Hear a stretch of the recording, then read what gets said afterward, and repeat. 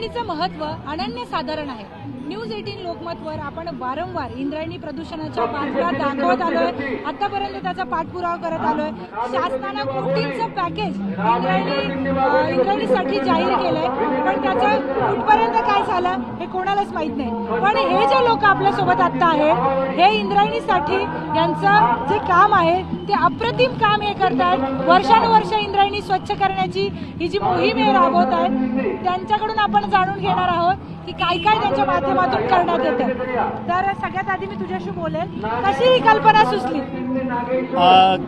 मी इथं इंजिनिअरिंग कॉलेजला होतो आणि नेहमी बघायचो इंद्रायणी नदी। आपल्या पुराणांमध्ये संस्कृतीमध्ये अगदी पुरातन काळापासून नदीचा उल्लेख आहे। इतकं मोठं तीर्थ आपल्याजवळ वाहत असताना आणि इतके मोठे फिलॉसॉफर, मी त्यांना तुकाराम महाराज आणि ज्ञानेश्वर म्हणेल, अगदी जगातल्या कुठल्याही फिलॉसॉफरला तप देणारे किंवा त्याच्याहून उत्तम फिलॉसॉफी सांगितलेले आपल्यासोबत गेले।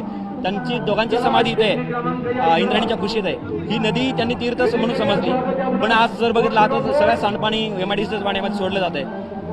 खूप घाण झाली आहे खरं सांगायचं। वारीचं सोडून जर आपण एरवी वेळेस आलो नाही, ते वास येतो पाण्यात, लिटरली पाण्यामध्ये मासे मरून पडतात ऑटोमॅटिकली। इतकं घाण असताना सुद्धा या नदीची पवित्रता जपावी, कुठेतरी आपला आधुनिकतेला आपल्या संस्कृतीची जोड द्यावी, म्हणून आम्ही हा युवकांनी मिळून हा एक कार्यक्रम सुरू केला। त्याचं नाव इंद्रामाई असं दिलं। ही आपली सगळ्यांची आई आहे म्हणून नाव सुद्धा इंद्रामाई असं दिलं। मला वाटतं ही सगळी मुलं आता आहेत, सगळे IT मधले आहेत किंवा इंजिनियर्स आहेत सगळे शक्यतो। या सगळ्यांना एक आधुनिकतेसोबत या लोकांना आपली संस्कृती किती पॉवरफुल आहे हे कळण्यासाठी आणि आमच्या माध्यमातून एक फुलाची पाकळ्या वारकऱ्यांची सेवा करण्यासाठी, पांडुरंगाची सेवा करण्यासाठी हा एक छोटासा उपक्रम आम्ही करतो। छान उपक्रम आहे हा। तर आनंदाचे डोही, आनंद तरंग या ठिकाणी तुकाराम महाराजांच्या गाथा एका भटाने डुबवल्या होत्या आणि तिथूनच त्या गाथा पांडुरंगाच्या कृपेने वर आल्या।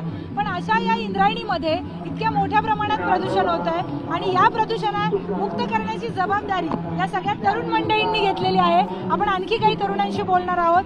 ताई, काय सांगशील, काय अनुभव आला इंद्रायणी स्वच्छ करताना? रामकृष्ण हरी माऊली। आम्ही या ठिकाणी हे सेवा उपक्रम करण्याचं आमचं 4थं वर्ष आहे। आम्ही सर्व तरुण वेगवेगळ्या विविध क्षेत्रातनं येऊन खूप मोठ्या उत्साहाने, आनंदाने ही सेवा करतोय आणि याचं एकच उद्दिष्ट आहे की वारीमध्ये जो काही म्हणजे कचरा केला जातोय किंवा होतोय अंजानेमध्ये, तर तो कुठेतरी कमी व्हावा आणि आपली इंद्रामाई स्वच्छ व्हावी, एवढंच आमचं सर्वांचं उद्दिष्ट आहे। धन्यवाद। इंद्रायणी स्वच्छतेसाठी शासनाकडून देखील अनेक योजना राबवण्यात आलेल्या आहेत, पण तुम्ही स्वतः पुढाकार घेऊन इंद्रायणी स्वच्छतेसाठी जे काम करताय ते अनन्यसाधारण आहे, त्याबद्दल काय सांगा? आम्ही एक माणूस म्हणून हे सगळं करतोय ताकी काही ना काही पोल्युशन कमी व्हावं आणि स्वच्छता व्हावी यासाठी। तर एक सगळे IT मधले लोक आहेत, सगळे इंजिनियर आहेत, पण हे सगळे स्वतःहून पुढे आलेले आहेत आणि पुढे येऊन हे इंद्रायणी स्वच्छतेचं महत्त्व सगळ्या जगाला, सगळ्या महाराष्ट्राला सांगतायत आणि स्वतःहून इंद्रायणी स्वच्छ करण्याची मोहीम यांनी हाती घेतली आहे। आपण आणखी काही महिला वारकऱ्यांशी बोलूयात, कारण इंद्रायणी स्वच्छ करणारे जे लोक आहेत ते वारकरीच त्यांना म्हणावं लागेल, कारण की एक प्रकारची सेवाच झाली।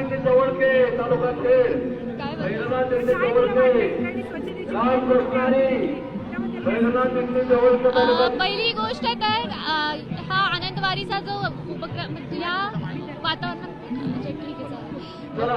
तर ॲज अ IT इंजिनियर आम्ही खूप कमी वेळाबाहेर पडतो। हा खूप चांगला उपक्रम आम्ही राबवला आहे, ज्यामध्ये आम्ही स्वतःहून पुढे येऊन इंद्रायणीची स्वच्छता करतोय आणि हे पण वेळ काढून, आणि आम्हाला खूप छान वाटतंय।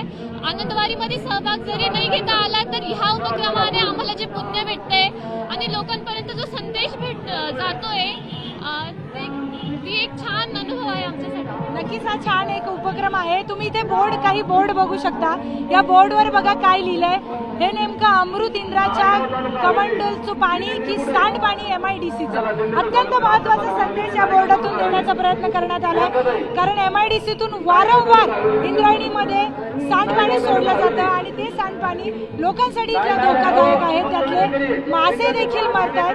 मग काय अर्थ, ही इंद्रायणी इतकी जर पवित्र आपण म्हणतोय, तर कंपन्या वारंवार काय यामध्ये सांडपाणी सोडतात, केमिकल विरहित पाणी सोडतात, त्याबद्दल काय सांगा? नमस्कार, आम्ही टीम इंद्रामाईच्या वतीनं इथं आज या पालखी सोहळ्यासाठी उपस्थित झालेलो आहे। तर थोड्याच वेळापूर्वी आमदार रोहितदादा या ठिकाणी उपस्थित राहिलेले। तर रोहितदादांना आम्ही कारखान्यातून सोडणारी जी मळी आहे किंवा जी इंद्रायणी नदीचं जे प्रदूषण होतंय त्याच्याबद्दल आम्ही रोहितदादांच्यावर कानावर गाठलेलं आहे. कर्जत जामखेडचे ते विद्यमान आमदार आहेत. आम्ही त्यांना एकच विनंती केलेली आहे की येत्या काळात नद्या स्वच्छ राहिल्या तर आपला परिसर स्वच्छ राहिला, नद्या स्वच्छ राहिल्या तर लोकांना त्याचा फायदा होईल आणि समृद्ध होईल.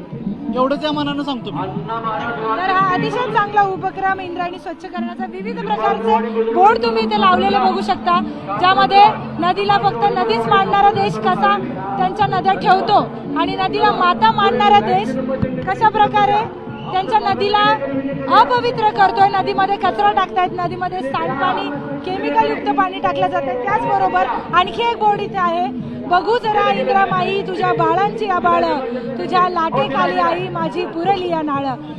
मगाशीच मी सांगितलं की आनंदाचे डोई आनंदी तरंग यामध्ये माशांचं महत्व किती आहे आणि त्याच माशांची अवस्था इंद्रायणीत काय झालेली आहे तेही आपण पाहू शकतो.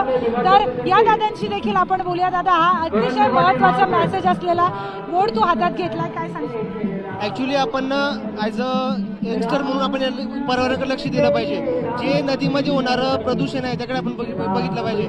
वारकरी लोकांनी पण सुद्धा थोडंसं ज्याकडे प्लास्टिकचे वगैरे पिशव्या असतात किंवा प्लास्टिकच्या ज्या बॉटल वगैरे आहेत त्यांचा कमीत कमी वापर करून त्यांचा पुनर्वापर झाला तर ते बरं होईल. आपण यंगस्टर लोकांनी जर याच्याकडे लक्ष दिलं आताच तर आपण आपल्या इंद्रामाईला वाचवू शकू.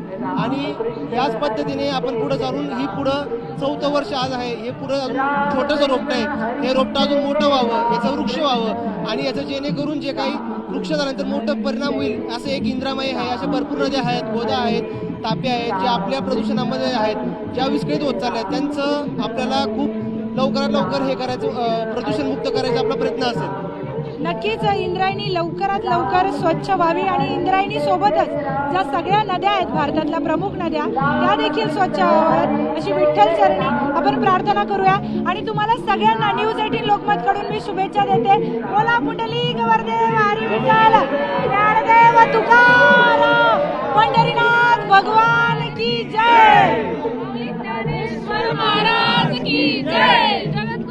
संत तुकाराम महाराज की जय. तुम्हाला सगळ्यांना खूप खूप शुभेच्छा. तुमच्या कार्यात आमची काही मदत झाली तर आम्ही ती नक्की करू. व्हिडिओ जर्नलिस्ट हर्षद गोरका सोबत प्रियांका लाठी, न्यूज 18 लोकमत, देऊ.